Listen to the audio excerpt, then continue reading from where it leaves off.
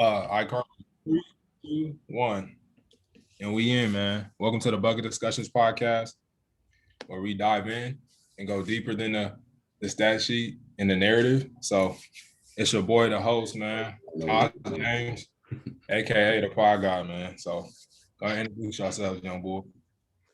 It's your boy Trey, man. Follow me on IG at IamDre.j. We'll pass it to you, bro.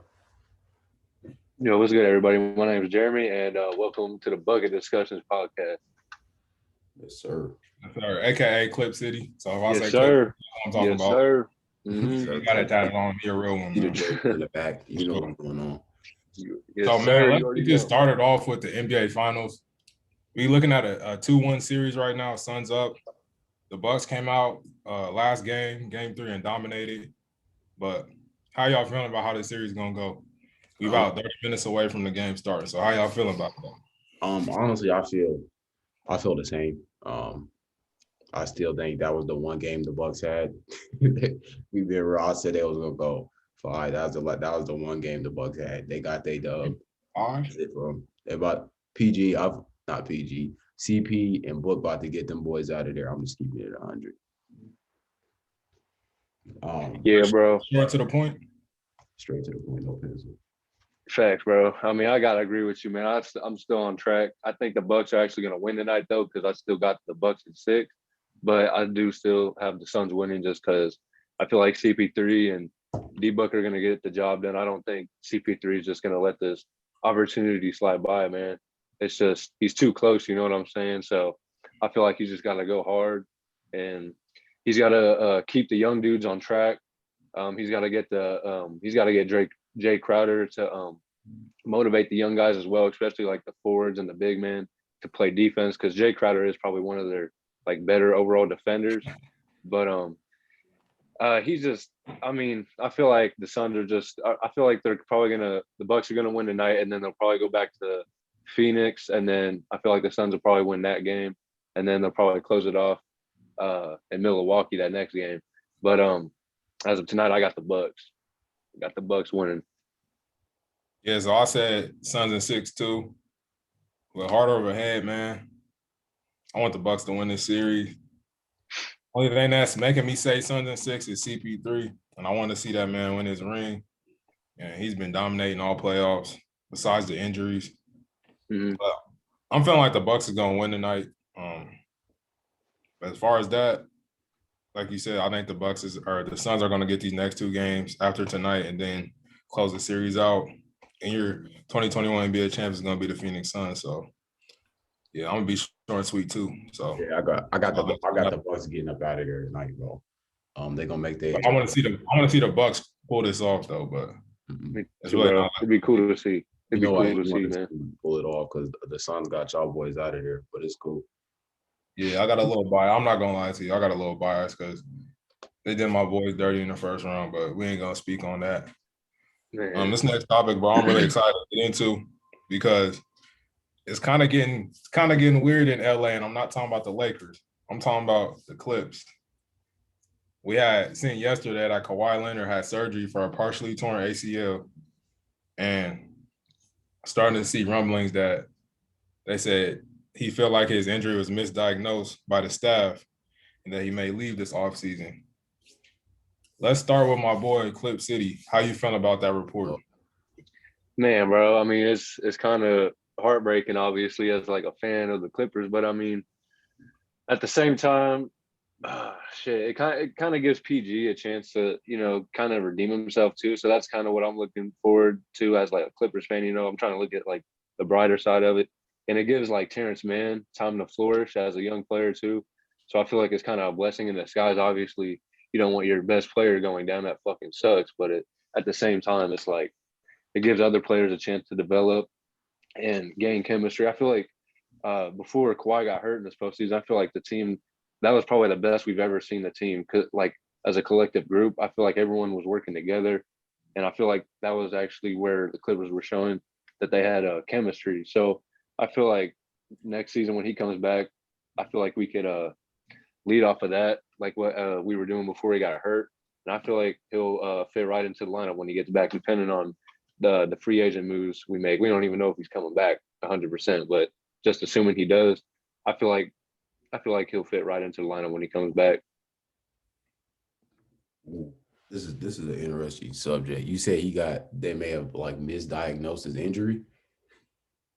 Man, I think, ooh, because this is tough. Because from a player standpoint, you don't want to ever feel like like not confident, especially when you're an athlete and your body is basically what makes your money. You'll never want to feel not confident in what your doctor or the team's doctor is going to say. But the chances he may leave, I feel like just seeing how well they did this season, for me personally, I wouldn't leave. But we have seen this before. Players getting misdiagnosed and they bouncing out of there. So I think if he's not back next season, I think, like he said, it does give PG a chance to step up. But I have to question, can they make it to the spot they were without Kawhi?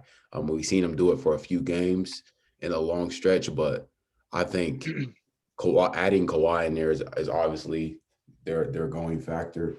But it's obvious they can do it without it. But can they mentally get to that point where like they're producing every game? All players are coming out consistently every game in the regular season to get to the playoffs and then actually producing in the playoffs. So I think that'll be an interesting sight to see. And I also think this makes the offseason a little more interesting. Just kind of looking at speculating, does he leave? Does he stay? So I think this is a different spot in LA for Kawhi. All right, bro. So there's a lot of layers to peel back on this subject. But first off, I thought this was just the media trying to find a way to create some controversy or some drama as far as like the offseason. Because, the NBA kind of thrives off players leaving and making like big moves and trades and crazy offseason moves and stuff like that. But, bro, this is really weird to me, though, because obviously we've seen the same situation in San Antonio. Mm-hmm. So I don't know, bro, because it's kind of like if I was a Clippers fan or a player, obviously I know y'all love Kawhi, and I'm sure the players love Kawhi, but I'll be kind of frustrated. Like, bro, can you like let people know what's going on with you? Like, you can't just say, "Oh, they misdiagnose my injury," and then be like have frustration towards the medical staff, because obviously we know what the medical staff's job for the team is to do. They're trying to get you back on the floor so you can play for their team. So, hey, who misdiagnosed the injury? they said it was the Clippers staff or the Clippers doctor. Clippers. So I don't know. I don't know if that's true or not, but that's what they're saying. Huh. Well, shit. Yeah, I feel you. Yeah, that's a sticky situation, I guess, if you're the Clippers. But I mean, it's kind of hard to believe because I mean, even if it was a misdiagnosed, he still didn't play. It's not like they forced him back on the court with a torn ACL. You know what I'm saying? So it's not like it's a big deal. And either way, they just diagnosed it was a minor tear, wasn't it? So he's probably going to miss the next like 9 to 12 months regardless. You know what I'm saying? So I think it was best that they said it was a knee sprain, so he didn't end up playing and then fucking it up a little worse in the playoffs. But as for the Clippers holding their own next season without Kawhi, I think they could do it because they proved that, I mean, they're one of the deepest teams in the league when it comes to their bench and stuff just throughout the playoffs too. Because I mean, even nights when like Marcus Morris didn't step up, Reggie Jackson would step up or Terrence Mann stepped up. So I feel like the Clippers are deep enough to make it to the playoffs, at least without Kawhi, a 4th to 6th seed next season without him. I feel like they're deep enough to do that. Yeah, I feel what you're saying, but it really just doesn't make any sense for Kawhi to leave because like his whole I agree with you, bro. Get back to LA. No, I agree with you. I don't think he should leave. I'm just saying, without him like on the team when it comes to his injury, I feel like we could hold our own without him. You know what I'm saying? But as for him resigning, I feel like the Clippers have the most confidence in him just because they know what they've seen from him. So I feel like they have the best chance to sign him. And plus, I mean, even if they did misdiagnose the injury, the Clippers training staff, I mean, that's replaceable as hell. You know what I'm saying? Steve Ballmer's got money's out the ass. He could hire fire like, hey, bro, get them out of here, and then that's what I'm saying. Even if it's like, I mean, I'm just glad they didn't play Kawhi on the injury. You know what I'm saying? they misdiagnosed it and was like, oh, it's just a sprain. He'll be all right to play. And then he fucked it up even worse, and he misses like a year and a half. Yeah, that would have been Now tough. that would suck. Yeah, that would have sucked. I'm just glad he didn't play. You know what I'm saying? I'm glad he's okay, even though he had to get surgery. But I'm just glad it wasn't worse. Yeah, so partially torn. I mean, I guess we kind of figured that when like that man was sitting all the way up in the booth, like it's clear as day that he wasn't finna play. He wasn't coming back. So Facts. And the I'm not media was kind sure. of like giving hope. The media I'm was not sure kind why of they giving kept hope. stringing him along, acting like he was gonna play, but like people were even trying to say like if that would have made it to the finals that he would have had a chance to play, and that's not true. So I don't know. I don't want to attack Kawhi's character, but I would be kind of frustrated if I was a Clippers fan or like a But teammate. hey, you know what comes with Kawhi though? Kawhi is not no like outwardly vocal person that's going to be out in the media talk about Yeah, well, I feel you, but like I'm not talking about the media, but I feel like you should at least talk to your teammates or talk to. I mean, yeah, I feel you. But do you think he was? What's going on? Do you think I'm he was pretty just sure they being knew though. discreet? So Do you I think he can't was say just being that. discreet with his teammates and stuff? He probably could have told them and just you're right. You probably could have told him. Yeah, he probably already did tell him, but I don't know. Being misdiagnosed is always a little sticky situation, bro.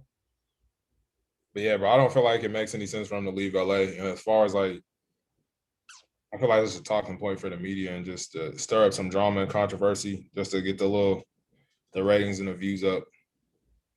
But you know, on this podcast, man, we don't do that here. We don't talk crazy for views and ratings, man. We keep it a whole buck, a whole stack. Facts. A thou. Facts. And what's your thoughts on Team USA though? Do you think they can gel in time for the Olympics and gel in time to win a gold medal for our country?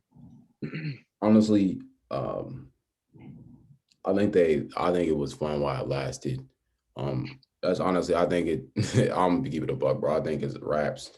Everybody seems very like, I don't know. It's the off season. It ain't the NBA, and then plus you got these. You got other teams out there. The rest of the world basically caught up from getting thumped early on, like getting ran. So I think the rest of the world got a chip on their shoulder. So anybody that played Team USA, they looking to cook them. They trying to go at people. You got a lot of, and let's speak on the advances these players are making. You got a lot of players that are in the league. You got a lot of players that not in the league, but they're making advances in the overseas leagues. The competition there is getting much better. And they're actually seeing the NBA players watching these guys kind of I don't know if it's kind of an arrogance, but you know, everybody seems very nonchalant about it. So I think, hey, when you nonchalant with some dogs, hey, they're gonna get you up out of there. Yeah, I gotta agree with you, bro. I feel like they're gonna, as far as them gelling together, I feel like they're gonna gel together pretty well. But I don't know about a gold this year, just because the team, this USA team isn't as dominant as we've seen in previous years. But as far as them gelling together, I feel like they'll get better together, working as a collective group. But we do gotta give respects to the you know, the other countries out there that are getting better, because I mean those countries, man, they play off of each other. You know what I'm saying? Like they just work to better as teammates. You know what I'm saying? Because they've been growing up together. Yeah. Exactly, bro. They get everyone involved. You see a lot of passing from them, a lot of cuts. In the last two or three USA games, you ain't really seen that from the USA side of things. Like it's just a lot of ISO ball because all of them are like pure scorers. You know what I'm saying? Bradley Beal, you got Jason Tatum, Zach LaVine. None of them are really playmakers like that. You know what I'm saying? So it's just interesting to see these foreign countries giving USA a run for their money. But like I said, as far as USA gelling together, bro, they're definitely gonna get better together because I mean it's some of the best players in the world. You know what I'm saying? So they're just bound to get better the more they work with each other.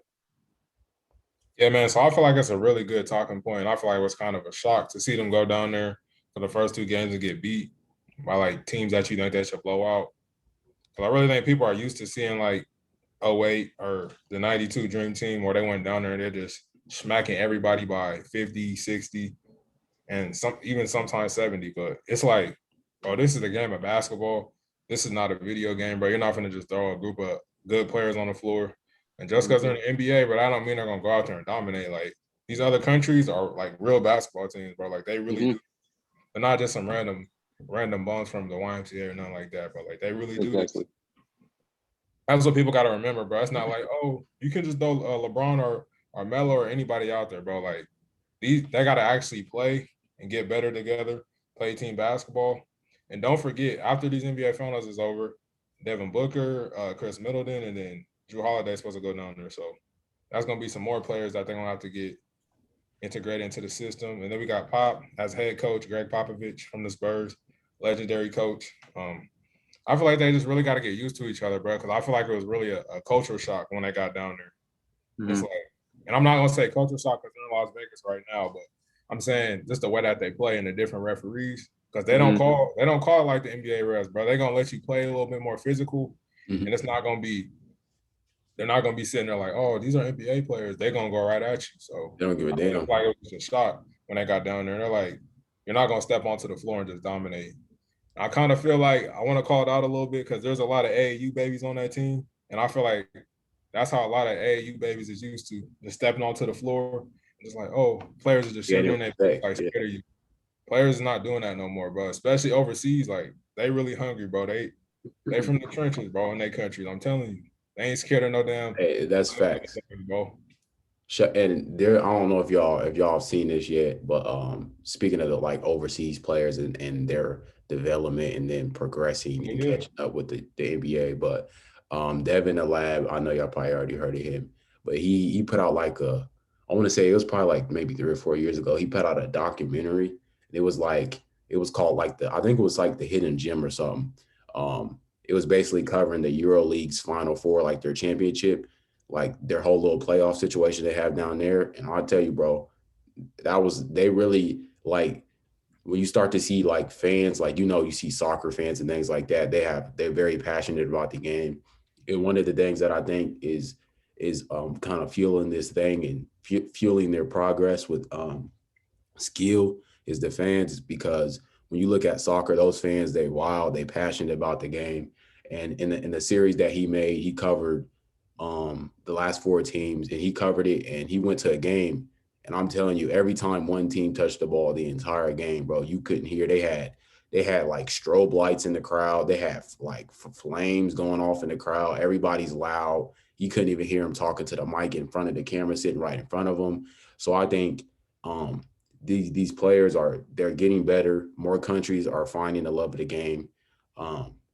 We're seeing a lot more teams progress overseas. So when it comes to things like that, I think the U.S. in itself has to put a little respect on everybody else, because for the longest they've been that top dog, and people's not playing no more. People are starting to learn about the game. The game is progression in their countries. People is really genuinely have a love for the game. So when I think the more that starts to happen, the better we're gonna start to see these Euro leagues and overseas teams play. And bro, just the add on to that, I feel like it's arrogant. Just like our whole country is arrogant, bro. The U.S. is a very arrogant country, bro. I'm not saying the players just in general. I'm just saying the whole country is arrogant, bro. Like we feel like we should just step on the floor and dominate, bro. Go America. Like no, that's not how it works, bro. Like these players from overseas, they got NBA players too, and then even the players that are not in the NBA. Like, bro, I think it was Australia. They had Dellavedova, bro. He ain't played in the league in how long? He's still over there hooping, bro. So that's kind of crazy to me. Luis Scola, bro. I ain't seen him since probably 2010, dog. And he's still hooping. That man's 41. That's wild, bro. He's still hooping. So yeah, but I feel like once they get adjusted and they start to understand, Team USA starts to understand, like, damn, bro, this is not the league, bro. We're not no super team. We're not gonna just come over here and just do whatever we want, bro. Like we actually got to lock in the hoop. I think we kind of seen KD start doing that yesterday. He really started like getting in that Duffy bag, man. Really going. One thing for me, I feel like KD's gonna hoop wherever he at. Like KD just like basketball, so I feel like KD's hooping whether he overseas or playing in the court in Africa. Even Zach LaVine too, bro. Like you seen him really start to go crazy yesterday. Yeah, got a nice poster. Dunk. Yeah. So I feel like they're gonna get adjusted to the new rules, and they're really just gonna start playing ball. Start worrying about the refs and all that, and they just gonna hoop. And I don't know, I'm not gonna overreact. I feel like they have a high chance to win gold. So yeah. Shout out Team USA, man. Hell yeah. So smooth transition off that topic, man. International players, they're making big strides in the NBA and in the league in general. Clip City brought up a good point to me the other day. He said, bro, the last 3 MVPs were international players. Giannis won back-to-back, and then Jokic won last year. And that kind of made me stop for a second, just think about it like, damn, like we're seeing more international stars than ever in the league, like really hooping. If you look through NBA history, you'll see a couple sprinkled here and there, but now it's just like it's normal to see international superstars dominating the NBA. So what's your thoughts on the strides that they've been making?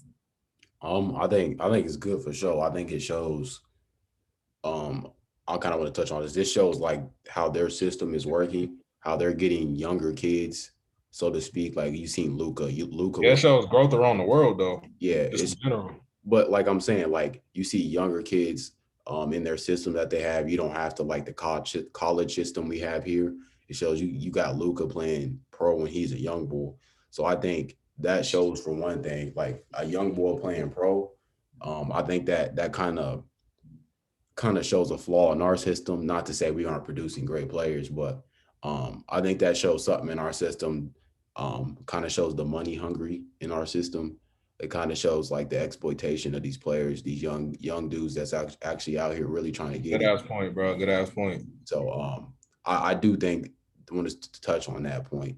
But as far as the overseas players go, or the rest of the world, I think, hey, they doing their thing, bro. They getting real hoopers out here. Giannis, Luca, Kodak Killer by the time he stepped into the league. So, yeah, bro. Can we just name off the international players on top of our head that's dominating? We got Luca, we got Giannis, Jokic, Embiid, Pascal um, Siakam, solid. Yeah, he's doing his thing. Who else? Let me look this up real quick. Bro, I feel like we really forgetting a lot of players. Yeah, we definitely are.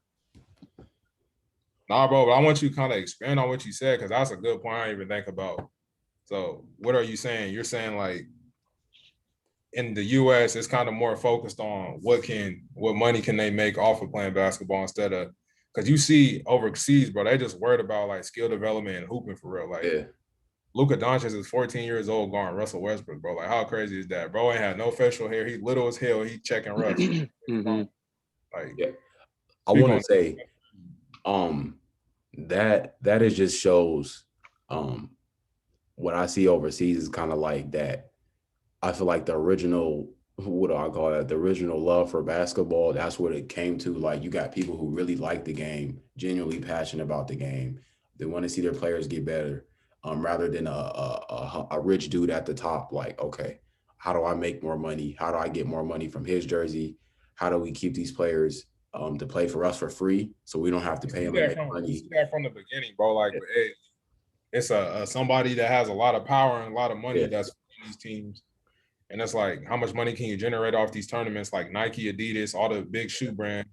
How much money can we make off these tournaments and off these star players? Because, everybody's watching. Yeah, everybody's tapped in. So the more eyes you get on the tournament, that's more money that they can. Yeah, we're seeing even with like Ball's Life, coming from like Ball's Life and those kind of like those are free, but we're seeing like younger kids get branded. Like we're seeing, what's his name? Imani Bates. Bates was in 8th grade, and they talking about he's the next up. He's the next this. I'm like, the dude's in middle school, bro. Let's tone it down. Let's not try to like push his image like we're buying his jerseys, we're making jerseys. I'm like, it's not that deep. But I think we're kind of seeing this money. Money is the root of all this. While we still produce good players, I just think overseas they still have that grassroots, so to speak, kind of love for the game, to where it's like, okay, we know we can make money. But we got basketball. We want to see these players do better. We want to see these players progress, whether they 13, we're not going to hold them back. We're not making goofy rules and making players sit out their college season. We're having them go play for us if they're that good. Go play for us. You can make some money. You can get that experience. You can make us look better rather than just, okay, how can I make money off of this? How do I make more revenue? How do I increase jersey sales? How do I get more fans and seats? How do I get higher ratings on TV? So I think when it comes to overseas, I feel like that's what they doing right. That's why I feel like they're catching up, even though we, as I said before, we still producing dogs, but they over there, they coming out, they coming out with some heat. They got great players coming from overseas. Great points, for real. Facts, bro. That is a great ass point. You're 100% right, man. There's honestly probably a lot more talent overseas than we even see with our own eyes. You know what I'm saying? There's probably so many players that are better than some of the players in the U.S. right now that we just don't see because they never got a chance. You know what I'm saying? They don't have that chance, which is unfortunate. But I'm just glad to see foreign players starting to take over the league because I mean they've produced some great ass players, some dominant ass players like we've seen in Giannis, like we've seen in Jokic, like we've seen in Joel Embiid. We've seen them dominate the game at quarters at a time. Like we just seen Giannis have a 20-point quarter in the finals the other night, which is insane. There's only been 4 other players to do it.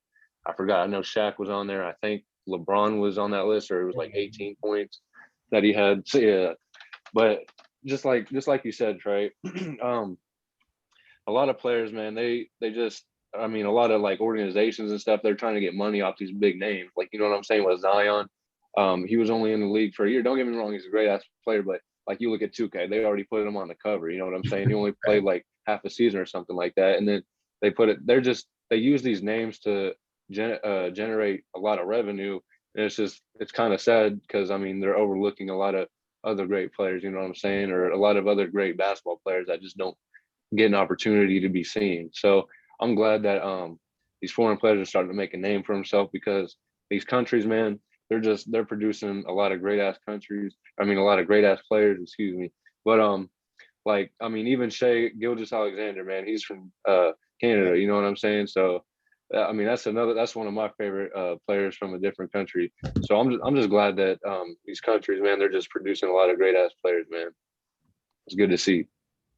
Shout out Shea, man. He's definitely top 5 all league fits on the all league fits team, man. Facts. Man. Facts, bro.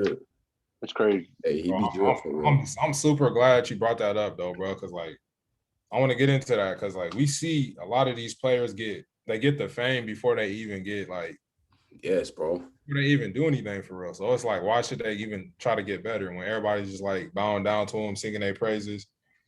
Prime example, Mikey Williams. Oh my goodness, it's crazy. Oh, he a good player, bro. I'm not hating on the bull. He's very talented, but it's just like I feel like a lot of stuff that they do, a lot of these high school players do is for social media, for Instagram.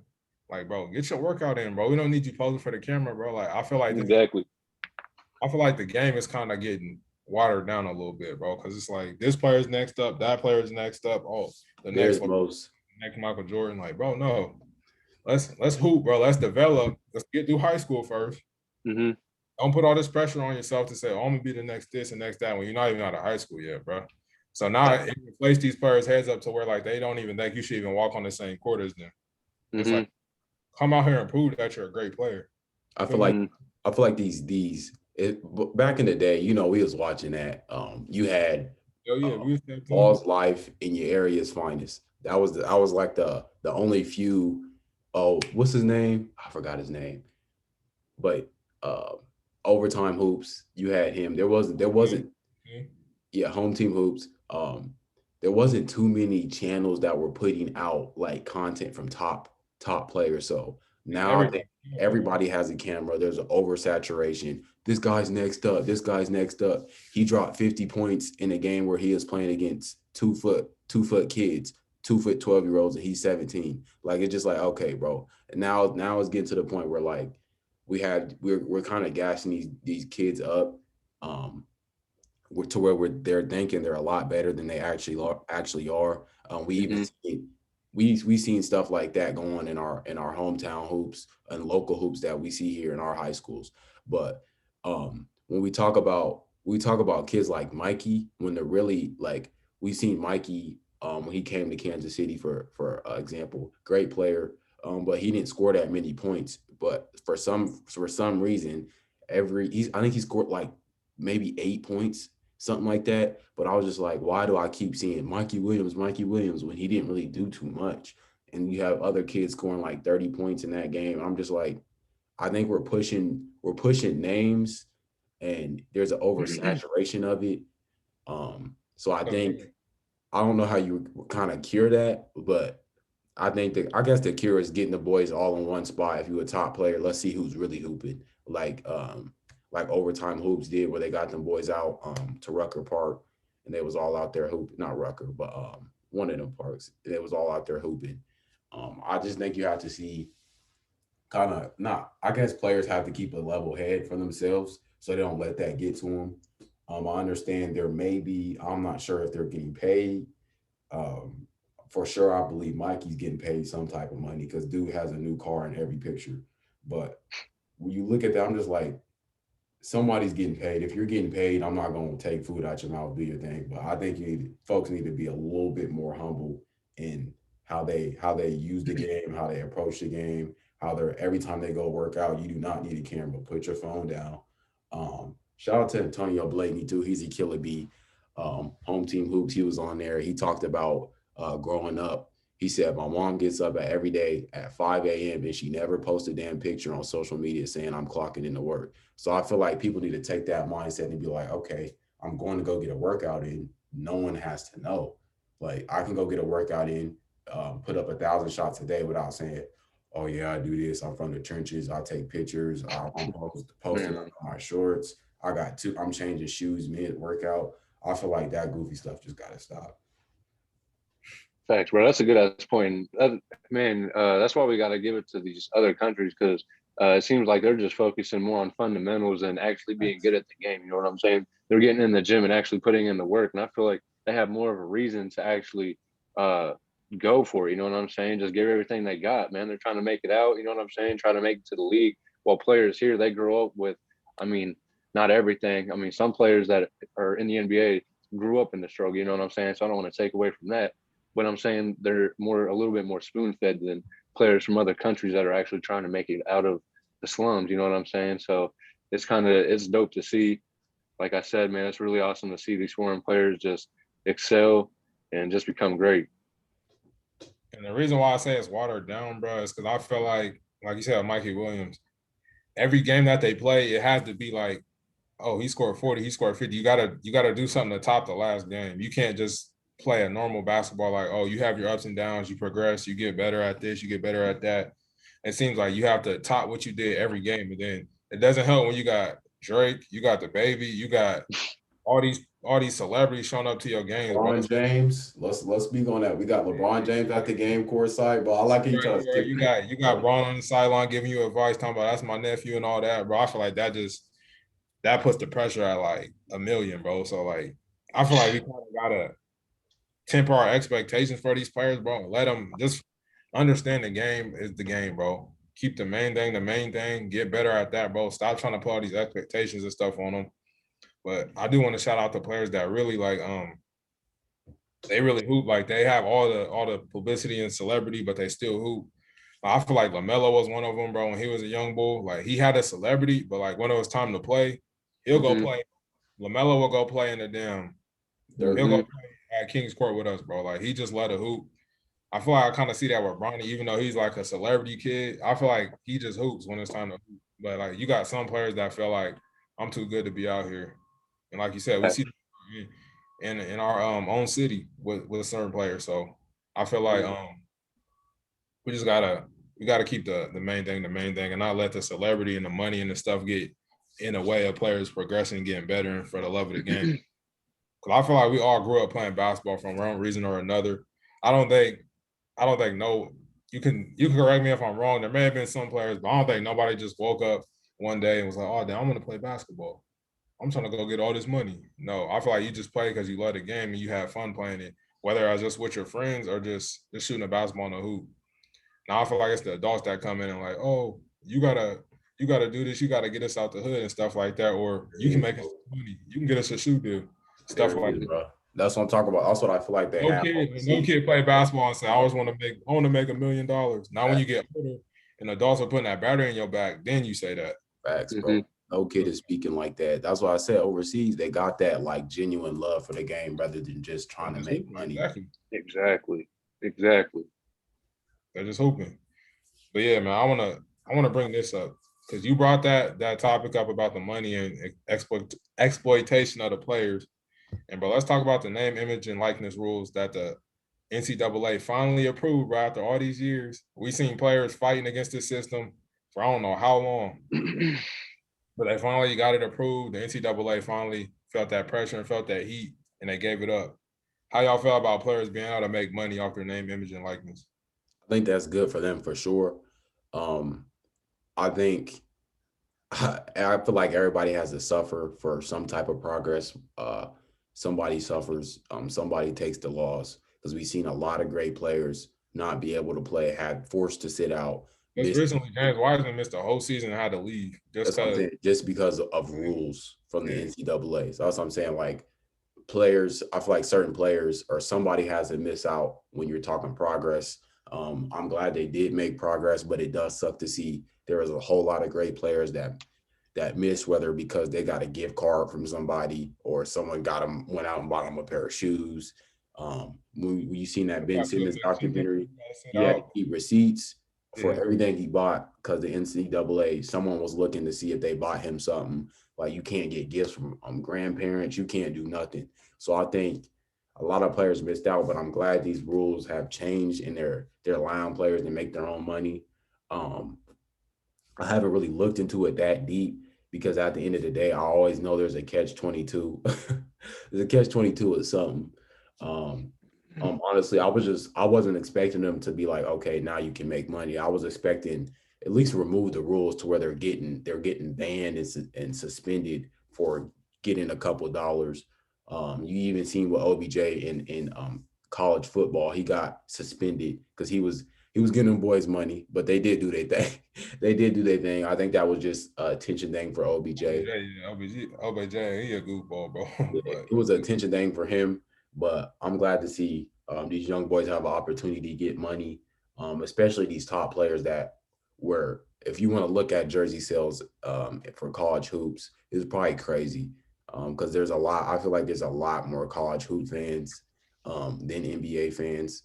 But I feel like it's good. It's a good thing now for them boys. They have a way of getting money, and at the end of the day, they're doing something for that school. So I feel like they need something out of it. And we even seen Reggie Bush got his trophy, his Heisman trophy taken away, bro. That's over some under the payments. That's crazy. It don't even bro. That's crazy. Yeah, bro. I mean, it's only right that they get a profit off their name. You know what I'm saying? I mean, shit. They're the ones out there on the court every night playing and shit. So I feel like it's only right that they get a piece of the cake, you know what I'm saying, that they baking. So for the most part, man, it's just good to see, honestly, because I mean these college kids, they struggle as it is anyway.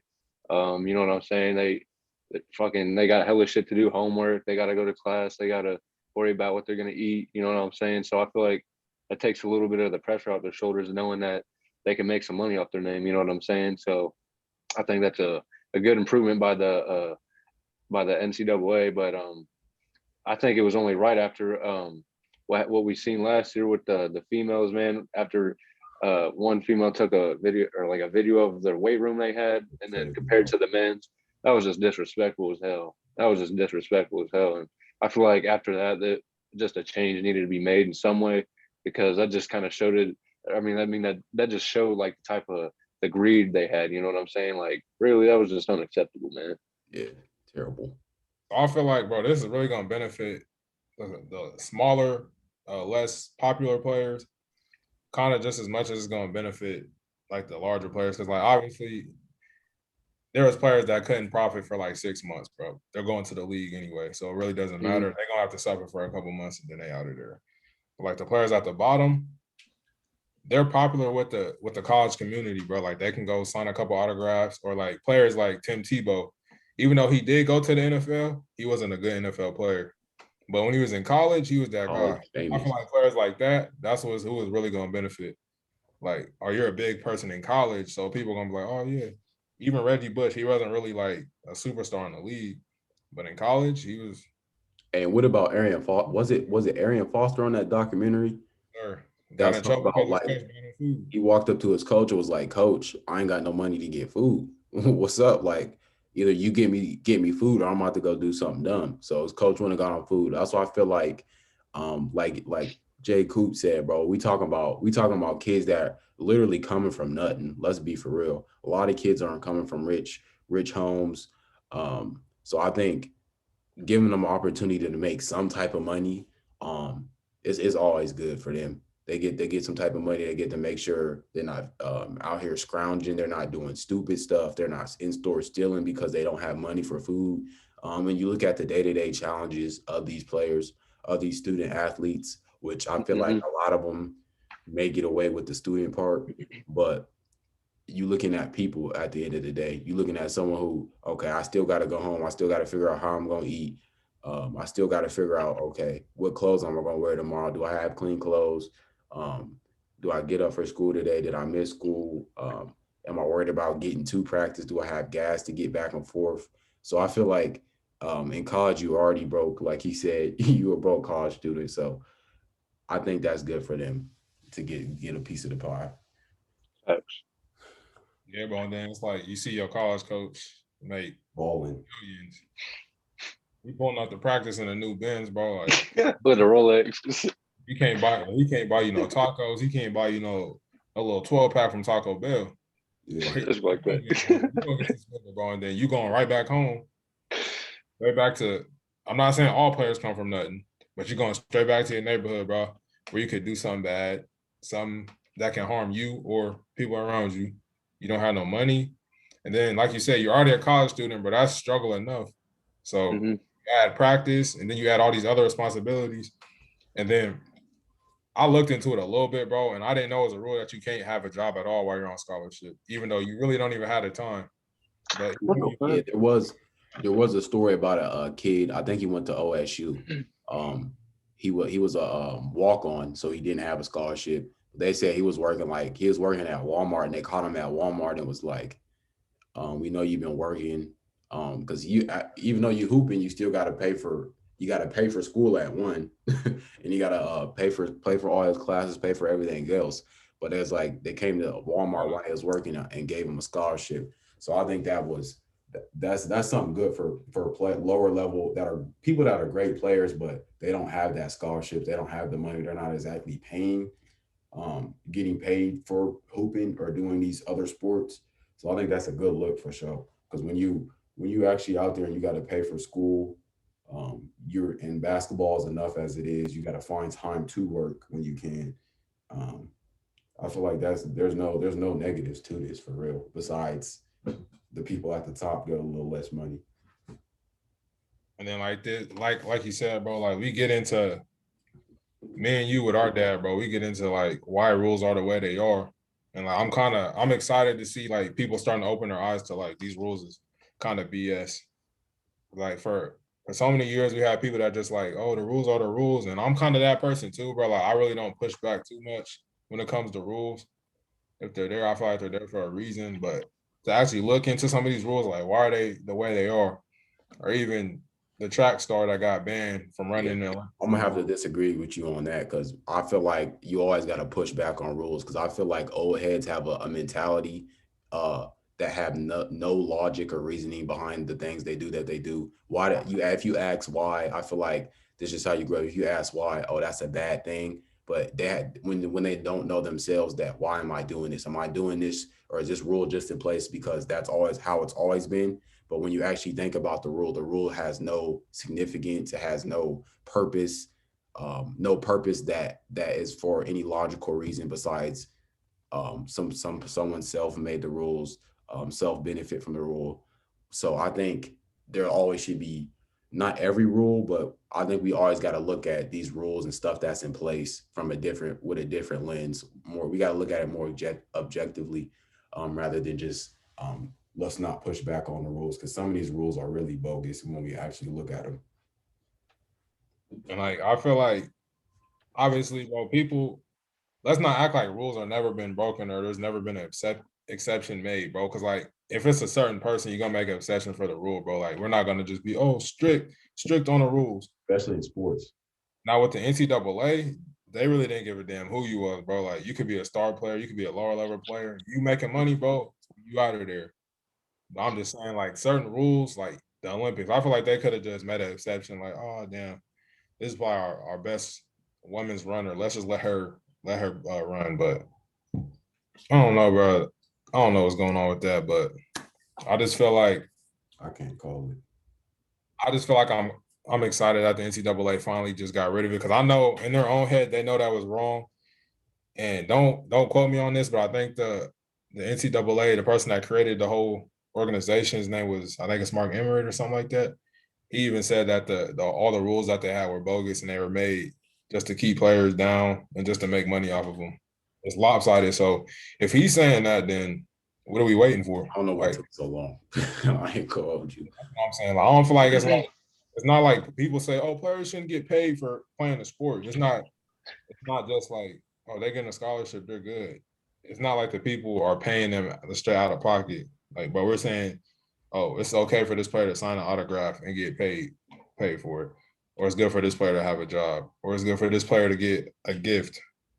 Like, we know it's going on under the table, but I feel like it's just making it easier for these players. Like, shout out to Strong. He got kicked off the team because he had a YouTube and he was making money off of it. So, and here's one thing, like, just devil's advocate, a point when I had this conversation with somebody from the other side, they was like, at this point, if you start paying players, they're no longer amateurs. And I thought that was funny, but she said it just becomes the NBA. I was like, I thought that was an interesting take. I don't think that it becomes the NBA just because they're getting a little bread, but hey, it is what it is. Not even close. Not even close. Let's not BS and act like Zion Williams, for instance, bro. Let's not act stupid. Or bro, even Nike. I never realized this till a couple years ago. Pandering. Like how they control the AAU system, they control the damn big colleges too. So for instance, if Duke's a Nike school, Nike gonna be like, hey Zion, bro, I'm gonna break you off a little bit of change and then slide over here. Don't forget about that, bro. That need you at a Nike school. So let's not act stupid. Act like, oh, it's gonna be the NBA. And players are already they broke off under the table, bro. So yeah, even from coaches, corporations, it's crazy. Yeah, that's facts. Players are getting paid whether we like it or not. Yeah, that's facts. I feel like this rule it makes it better for the lower level players that are never gonna see NBA checks or NBA success or big contracts. So just like I said, 10 people or Reggie Bush or players like that. So shout out to them, man. I'm excited for this opportunity that these players have. We already done seen a couple players drop their brands like 2 seconds after the news broke. So shout out to them, man. Shout out Spencer Rattle. Got to talk about the Cavs, man. I really I got love for the Cavs because of Bron, but that organization as a whole, Dan Gilbert, I don't fool with, bro. He already didn't he tried to tarnish my man Bron's name after he left the first time. Yeah, that was I'm not right. Yeah, that was a real whole move, man. I'm not liking that from Dan Gilbert. And shout out to Bron for being a bigger man and coming back and doing what he had to do for Cleveland. But I probably wouldn't have slid back, but that's make. But the Cavs are trying to get rid of Colin Sexton, who they just drafted a couple years ago. How does that make any sense? Go ahead. Let me know how y'all feel about that. If I'm Colin Sexton, I'm at home doing backflips. I'm getting a lot of Cleveland, but I'm at home dumbly. Hey, trade me somewhere else because y'all not trying to get it out here. Hey, let Kev. Hey, free Kev too, man. Free Kev. Kevin Love he got his name in blood on contract. Kev Love can't leave, but if I'm Colin Sexton, I'm getting the hell up out of there. The organization itself, not really great. A very low tier. You see when you see the character of the people up top, what they did to LeBron, very classless. I'm just out of there. I don't even got too much to say about the Cavs. They're not that great of an organization. The Warriors did put numbers up on their head when LeBron was there. We're just gonna leave it at that. But can we speak on that real quick too? Like how it's like a player get his name tarnished when it's like the organization's not doing. They doing zero to help him.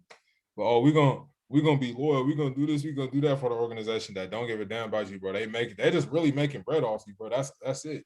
You their biggest draw. If you leave, who they have? They're gonna be picking in the lottery every year, and that's what Cleveland been doing.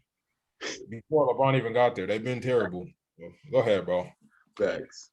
Yeah, bro. The Cavs, I mean, they're just a terribly ran organization, man. It's just as simple as that, man. Because I mean, Colin Sexton and Garland and Sexton, man, or Sexton, they're a good backcourt, but the problem is they're just undersized. So I can see why the Cavs might want to trade one of them, but Colin Sexton isn't the one to trade. If anyone, that's the player you want to build around.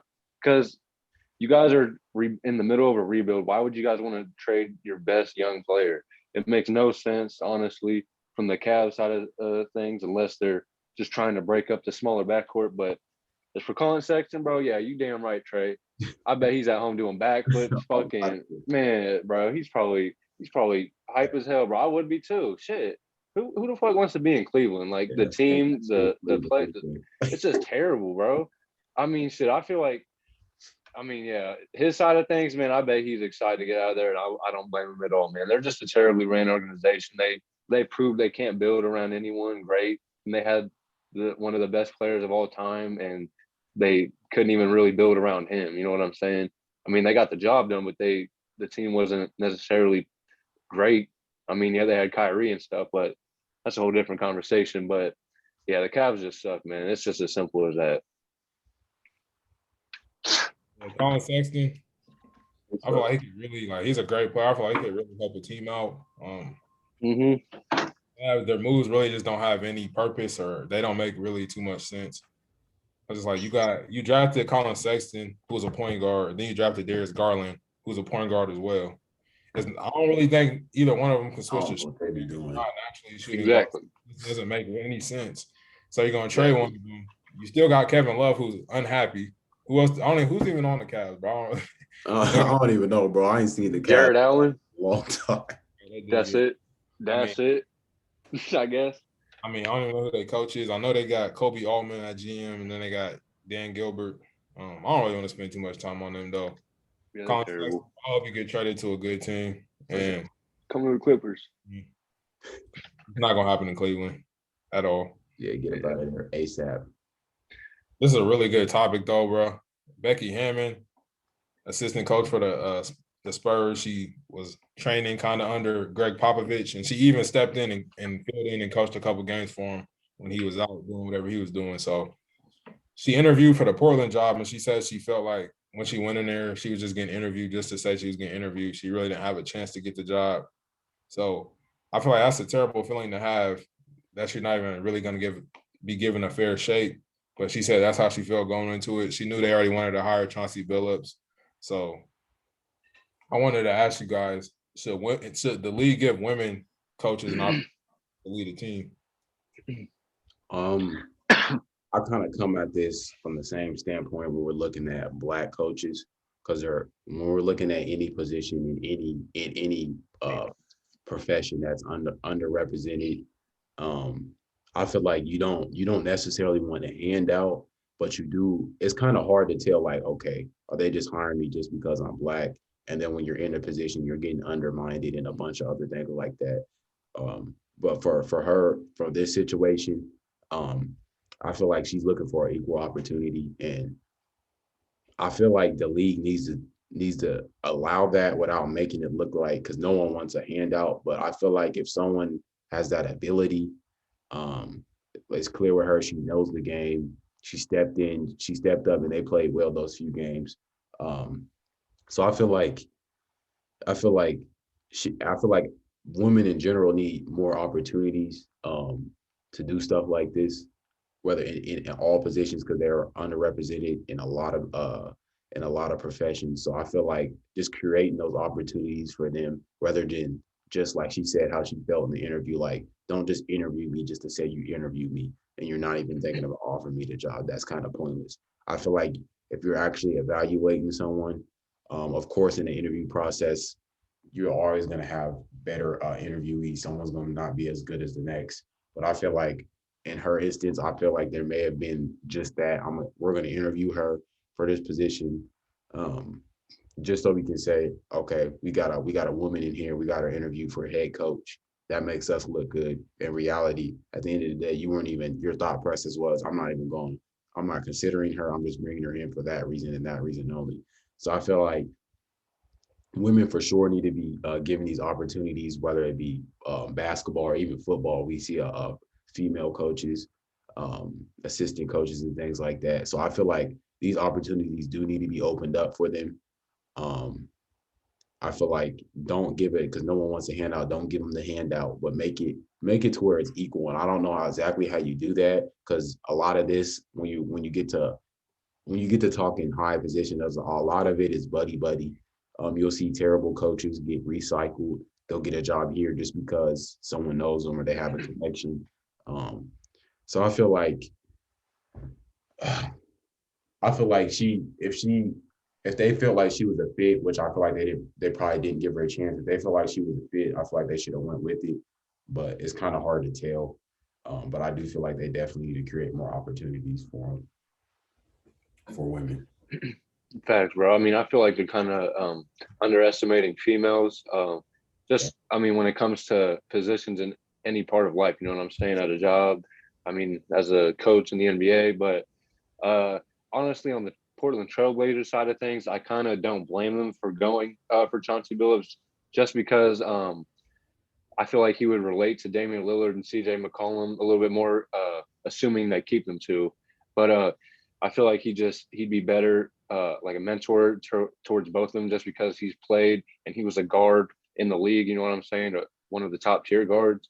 So, I mean, at that side of the conversation, I feel like Chauncey Billups was a better choice. But on the other side of things, you could say Becky Hamilton has had more experience as a coach, because Chauncey Billups, he just became an assistant coach last year. You know what I'm saying? So Becky, she's been doing this for a couple years now. You know what I'm saying? So I feel like she definitely deserved an opportunity for sure. And hopefully, man, she could do something. You know what I'm saying?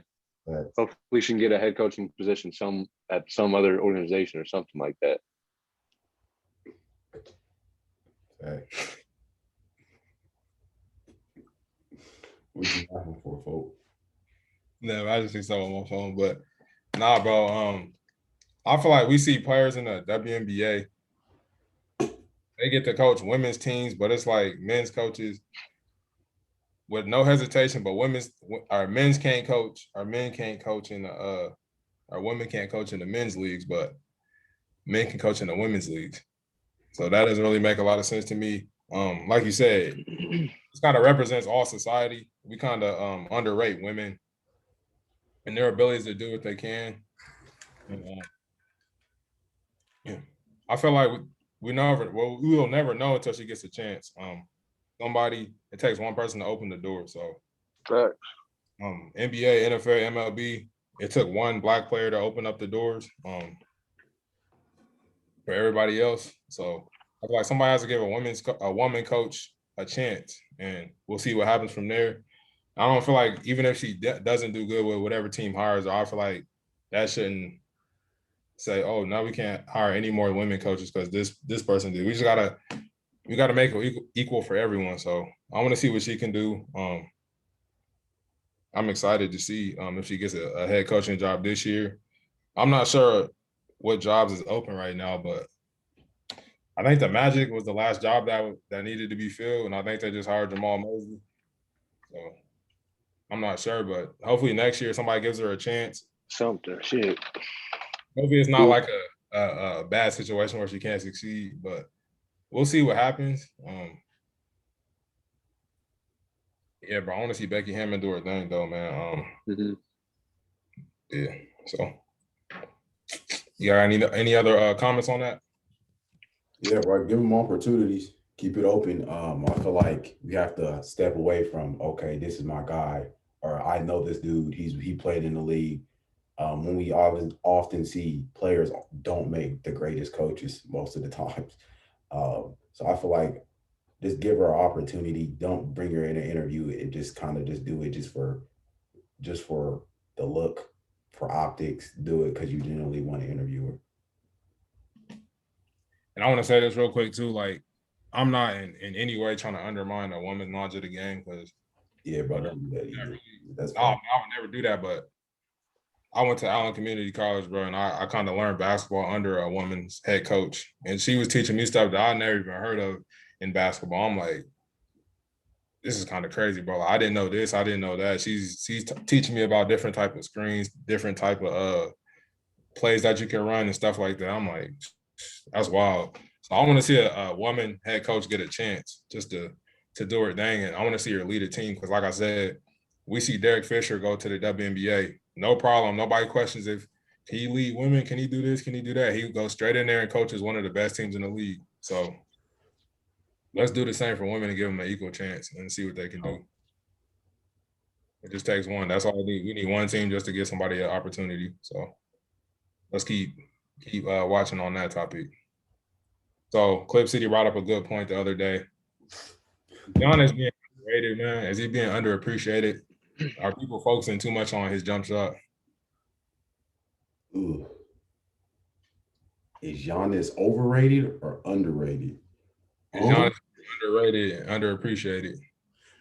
Ooh, this is a good one. I feel like people aren't appreciating him for what he actually brings to the game. I feel like a lot of it is based off, oh, he missed his jump shot, or he missed a free throw, or he's not moving like the next man. Like he's not that guy, man.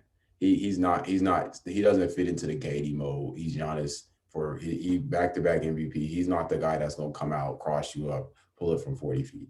He's not him. But I feel like we have to appreciate him for what he brings to the game rather than actually try to force these labels on him. Oh, he's not hooping like this, so he's not good, or he's not hooping like that. But I feel like he does need to develop a jumper, though. That's just my opinion. That shit a little bit broke, at least from the mid, bro.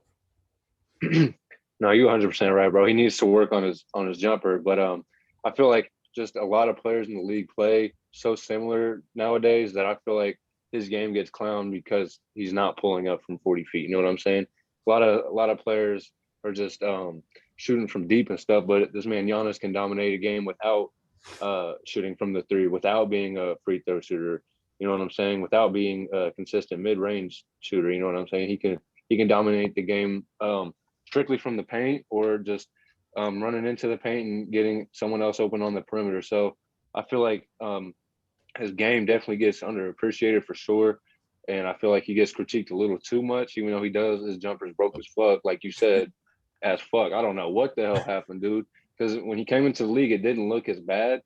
I mean, it must have just been from Tyler sent me something, or he sent something to the group chat the other day. It was Giannis, and it just showed his form, how it like more smoother it was before he started bulking up and shit. You know what I'm saying? So that was probably definitely something to do with it. Facts. But man, I feel like his game definitely gets underappreciated for sure, man. Just because, like I said, everyone plays so similar nowadays that people look at Giannis and they're like, "What the fuck is he doing in the paint?" You know what I'm saying? They're like, "No one plays like that anymore." No one, you know what I'm saying? So I feel like his game definitely gets underappreciated, man. But like you said, he needs to work on his jumper to become that KD type of player, which I'm not even going to try to compare. I'm not comparing him, but he definitely needs to get a jumper so he can be that player that can close the game out. You know what I'm saying? Because we've seen KD do it multiple times, close the game out. So I feel like Giannis, he could have the same capabilities, maybe if he just works on his jumper and his free throws, you know what I'm saying? But he's still a dominant player. And I mean, it's awesome to see him, man.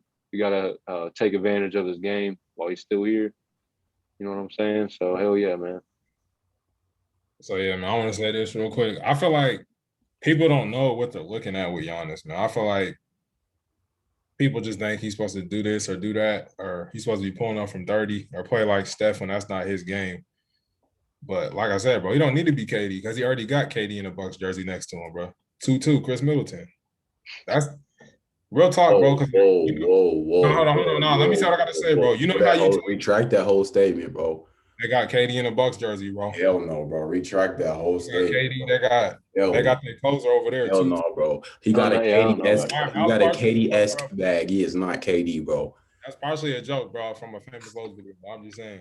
He's very smooth. He do his thing, but let's not let Chris Middleton be a much smoother player or the closer gas your heads up and think, oh, he's a better player than Giannis, because that's not the truth, bro. Not even close. Like reviewing Giannis as a wing player when that's not his game, and I think that's kind of Giannis's fault too because he dominates the ball too much. Like he brings the ball up damn near every possession, and we see Milwaukee go stagnant when he does that. But what happened last game? They gave the ball to Jrue Holiday. Jrue Holiday initiated the offense and brought the ball up, and Giannis played from the post. He came, dominated. He grabbed rebounds. He got putbacks. And what did he do? He had 42 the other night, bro, but that 42 wasn't impacting the game. You can get buckets, bro, just off of pure force. And that cheap. I'm big. I'm pushing everybody out the way. I'm dunking, bro. But that doesn't translate to winning. What he did last game, that translated to winning. It affected the game. So let's look at this, bro. Kobe and Shaq. Do you think if Shaq was by himself, he would win all them chips? Answer me that. If Shaq was just doing what he did, just pushing everybody over, dominating. Obviously not, but I mean, he had one of the best shooting guards of all time by his side. You know what I'm saying? He had the greatest player of all time. Let me speak You on think? So I'm saying, as great as Kobe was, I ain't saying that. Kobe was a closer, bro. They could play from inside out. He could throw the ball in the Shaq. Shaq could do his thing, but then everybody collapses on him. Kobe's out here to do his thing. Another thing, RIP Kobe, bro. But people underrated his passing too. He lost the ball and he could close the damn social game. media push that. When he needed to, he definitely could. He could pass the ball. He could do everything he needed to win. Exactly. So, and I'm saying right now, that's what Milwaukee has in Chris Middleton and Jrue Holiday. They can close the game out if they need to. Now, if they want to go out and get another player, they can't close the game out, bro. We seen Chris Middleton do his thing and drop 30, 40. We have, but I mean, people I feel like took the last two games of that Hawks series a little too hard when Giannis was out because they were like, oh, the Bucks just dominated the Hawks without Giannis. But people got to remember that Trae Young was out that what was it, game 5, and then when he came back in that game 6, I believe he was not even close to 100%, not even close, and you could tell by his explosiveness, all that. So I mean, they definitely got the job done without Giannis, but I feel like without Giannis, bro, they'd be getting smacked. They would be getting smacked with a fully healthy Hawks and a fully healthy Suns. Giannis, he's just too much of a defensive. He just does everything for them defensively. Like he's been crazy this whole series so far for the Bucks. The series just defensively alone. I mean, yeah, like you said, bro, he has been putting up like empty buckets that first game or two where he had like 40 or some shit like that, and it wasn't relating to wins. But I mean, that's the problem with the teammates, Chris Middleton and Jrue Holiday. They have to step up. They have to, one or the other, because the first two games, man, both of them were just kind of slacking. You know what I'm saying? So hopefully they can continue that tonight. But nah, bro, you remember what you tagged me in, right? The all-time bully ball team. Oh yes, sir. Yeah. Even LeBron, bro, he's that type of player. Shaq was that type of player. Giannis is that exact same type of player. Yeah. I feel like people don't know what they're looking at, bro. But I'm glad you bring that up. They don't understand what they're looking at, bro. Giannis. They're just looking at the stat sheet, or is that what you're talking about? Or is that what you mean, or what? I just don't understand his game, bro. Giannis is 7 foot, bro. How much do he weigh? I don't know. Somebody look it up. But this man is 7 foot, bro. Mm-hmm. I understand, bro. Like he's super strong. He dribbles the ball a lot, and he just goes straight out the rim. So you know how they built that wall in 2019 and it got famous, the Giannis wall and all that stuff. It's easy to do that when Giannis is bringing the ball up because, like, bro, you can just block him from getting to the rim, right? And then Giannis is protected. Milwaukee had nobody else that could do anything. Bro, but when Giannis puts the guys down there into the post and call for the ball, nobody's guarding him. DeAndre Ayton, I don't give a damn who you put down there. They're not checking Giannis from the post. And like he has a little turnaround too that he has that's it's kind of filthy. We don't need Giannis. He doesn't need to develop a damn three ball. We don't need that from him. People are not understanding. He doesn't need to be out there knocking down threes. It's cool to do it occasionally, but bro, if he starts playing what he truly is in a big, I don't know why is Milwaukee not playing bro at center for most of the game? You can bring all them in there for a couple plays, bro, or a couple quarters, but we're not gonna play them. Hold on. Let's speak on this real quick. He has that LeBron similarity to where he has to be the one to bring the damn ball up. Like put a guard on him that's gonna pick them damn pockets and make him to get that damn ball up because he is not a guard. He's not LeBron, bro. Like, but LeBron does that same thing. I don't know if he played the new 2Ks, bro, but I'm pretty sure people watching played the 2Ks, the recent 2Ks. I know you played it too, bro. where you have to pick your build and you have to pick your play style, and you only get 2 play styles to choose from. You're not gonna be able to be like some players are just perfect all around. They have no holes in their games, or if they do, they're not glaring. That's not gonna be the case with everybody, bro. So on 2K, Exactly. like I was a slashing playmaker. So that means I can slash to the rim, bro. I can dunk on everybody. Can't nobody stop me from getting to the rim. My handles is stupid. And then I can play make. But guess what, bro? My jumper's not gonna be hitting like that. You have to pick one of these. You're not gonna be everything. Giannis is a power forward / center, bro. He's a big. Facts. I'm telling you, he's a big, bro. So for him, if he gets a jump shot, he's gonna be this, he's gonna be that, bro. This is not 2K. If you get the jumper, you can't do a jump shot on Giannis expecting us to start dominating, bro. He is what he is. He can develop his touch from the outside, bro, but that's not where he should be majority of the game, if you understand what I'm saying. That's exactly. Bro. He shouldn't be bringing the ball up like he is, bro. It's ridiculous. You're right. Milwaukee lets him do that. Coach Bud, I think he's going to be fired, bro, after this season because he seems like he really doesn't have too much control over what's going on in the game, bro. That's my view. I may be wrong, but no, I agree with you, bro. But somebody should be crazy. Honest, bro. Screen and roll every time, or get to the post. Bro, if it's a fast break, you get it off the rim. You want to run rim to rim, but that's cool. Do your thing, bro, because you're gonna get 2 or somebody's gonna foul you. But for him just to be initiating the offense and bringing it up, Giannis's feel for the game is not there yet, bro. So for him to be doing that, that's make your offense go stagnant. And we've seen that in the past 2 games, and we've seen that against Brooklyn too when they was getting blasted in the first couple games. Giannis is not the point guard, bro. We had y'all traded 4 first rounders for Jrue Holiday, didn't y'all? Like give bro the ball. Exactly. Other teams too, bro.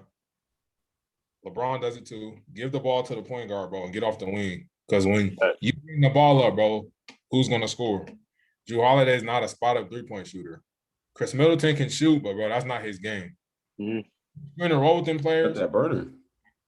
He got a burner, bro. But if you screen and roll with Giannis, that's 2 every time. What happened last game? DeAndre Ayton had 5 fouls because Giannis was screening and rolling, and you making them play defense. Mm-hmm. When you just want to dribble and just shoot, bro, all they got to do is stand there at the rim and be big, and then they're going to stop you. That's making it easy. That's blowing the defense out. So stop pulling threes, bro. That's not your game. I hope I'm getting my point across, bro. People got to understand what they're looking at. That's all I'm trying to say. I feel like. Not 2K, bro. You're not making this is not 2K10 when you're making a creative player that can do everything, bro. Mm-hmm. He has limitations to his game. He'll probably never be a great 3-point shooter in his career, I don't believe. I seen him last game start making free throws, bro. I was very proud of seeing that. Like shout out, y'all made at least over 10 free throws. So yes, sir. You focus on that part of his game, making free throws, because obviously you're big and people are gonna foul you a lot. So you pass those free throws in, then can't nobody stop you from getting 30 a game. Facts. I mean, so thanks, bro. I got one more thing to say on that topic. I feel like people should honestly admire Giannis's, courage to get to the line and take those shots. Like I feel like players like Ben Simmons could learn a lot from Giannis. You know what I'm saying? He may not be the best 3-point shooter. He may not be the best free throw shooter, but he's brave enough to take those shots when he needs to, and he's brave enough to go to the line and try to get those free buckets. So I feel like a lot of players that are, I don't want to say weak-minded, but not as confident as players like Giannis, I feel like Ben Simmons could learn a lot from someone like Giannis for real. Then I feel like that comes from also, like we were speaking on earlier about international players, bro. Their upbringing. They don't have no pride. They have no arrogance to them, bro. They're just doing what they got to do. So exactly. Ben Simmons would rather just be a celebrity. It seems like that's his biggest flaw.